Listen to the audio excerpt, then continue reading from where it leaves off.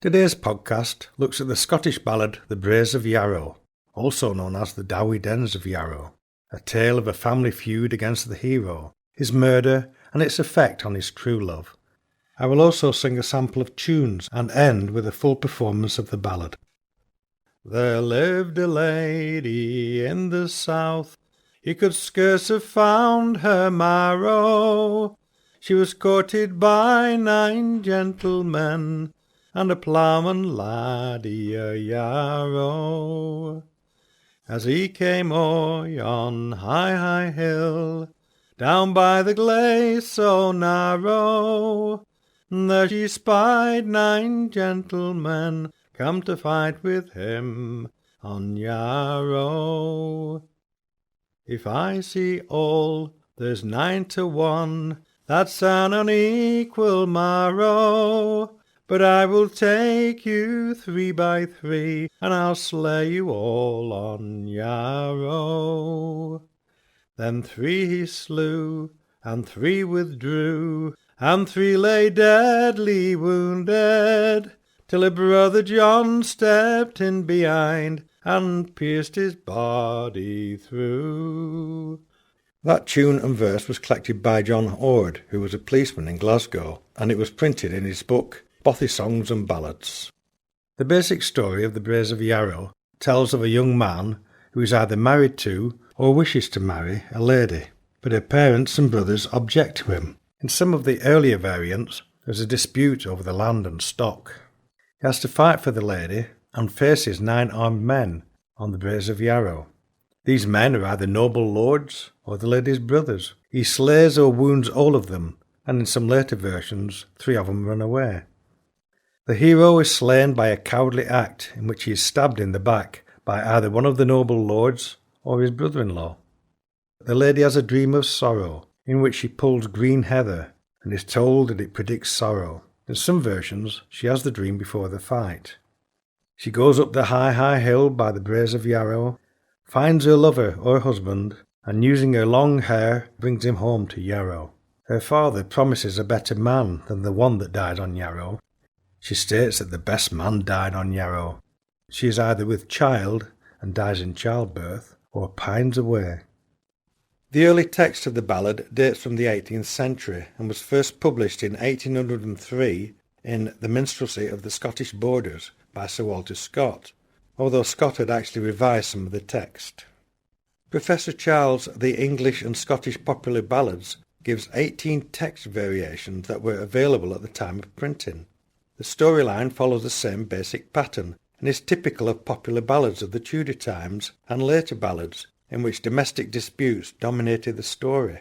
The early collected versions seem to be incomplete or of lines and verses borrowed from other sources. Oh, are you come to sell your land?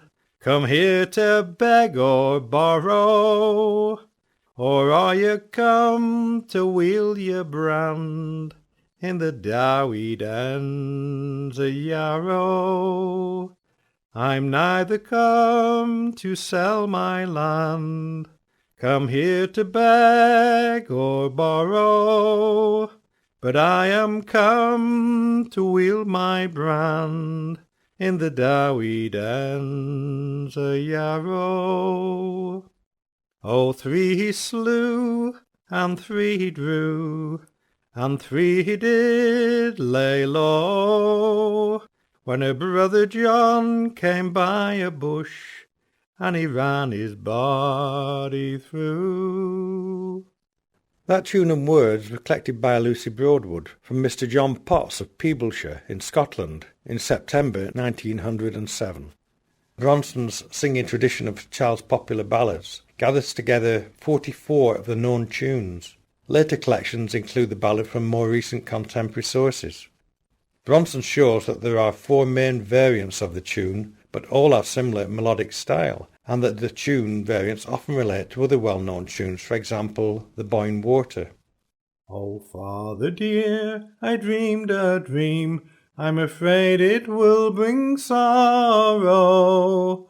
I dreamed I was pulling the heather bell on the Dowie Dens of Yarrow. Oh, daughter dear, I read your dream, I doubt it will prove sorrow, for your true love John lies dead and gone on the dowy dens of Yarrow. As she walked up yon high, high hill, and down by the homes of Yarrow, there she saw her true love John, lying pale and dead on Yarrow. Her hair it been 3/4 long, the colour it was yellow. She wrapped it round his middle small, and carried him home from Yarrow. That version of the song was collected by Frank Kidson in the 1890s in Eskdale in Cumbria from a Mrs. Calvert, who was the granddaughter of Tibby Shiel, who was a friend to both Walter Scott and the poet James Hogg, who lived near St Mary's Loch in the Yarrow Valley. The ballad also seems to have a common theme and verse detail with Rare Willie drowned in the Yarrow, which is quite similar, but the storyline of Rare Willie is that he has promised to marry a lady, but has drowned in the River Yarrow. Rare Willie often has verses from the Braes of Yarrow as part of the colouring of the ballad. This may be because the traditional singers are more concerned with a good song than authenticity, and may well have included lines from other ballads because they seem to have a similar theme or location. This is a common practice and can be found in many other ballads. A composed version of Braes of Yarrow had been written by William Hamilton of Bangor under the title Busk Ye, My Bonny Bride, and had been published as early as 1733 in Alan Ramsay's Tea Table Miscellany. It is thought that this version may have influenced the later singers to include some of its verses. The Braes of Yarrow has travelled into Canada and into the eastern states of the USA. These too have variable texts and tunes. I'll end this podcast with a later version of the ballad, based on that sung by the traditional singer David Stewart. There was a lady in the north, you'd scarcely find her marrow. She was courted by 9 noble lords, and a ploughboy lad from Yarrow. These 9 noble lords sat drinking wine, drinking for their sorrow. They made a vow among them all, they would fight for her on Yarrow. Her father had a ploughboy lad, she loved him best of any, and she dressed him up like a noble lord, for to fight for her on Yarrow. She kissed his cheek, she combed his hair, as oft she done before, oh, she tied the sword round his middle small, for to fight for her on Yarrow. As he walked up that high, high hill, down by the Braes of Yarrow, there he met 9 armed men from the dowy dens of Yarrow, and 3 he slew, and 3 they flew, and 3 he wounded sorely, till her false brother John he stepped in from behind, and he stabbed that ploughboy cruelly. Oh, mother dear, I've had a dream so full of sorrow. I dreamed I pulled the heather bells on the bonny Braes of Yarrow. Oh, daughter dear, I read your dream. I fear it must bring sorrow. Your own true love lies pale and wan on the bonny Braes of Yarrow.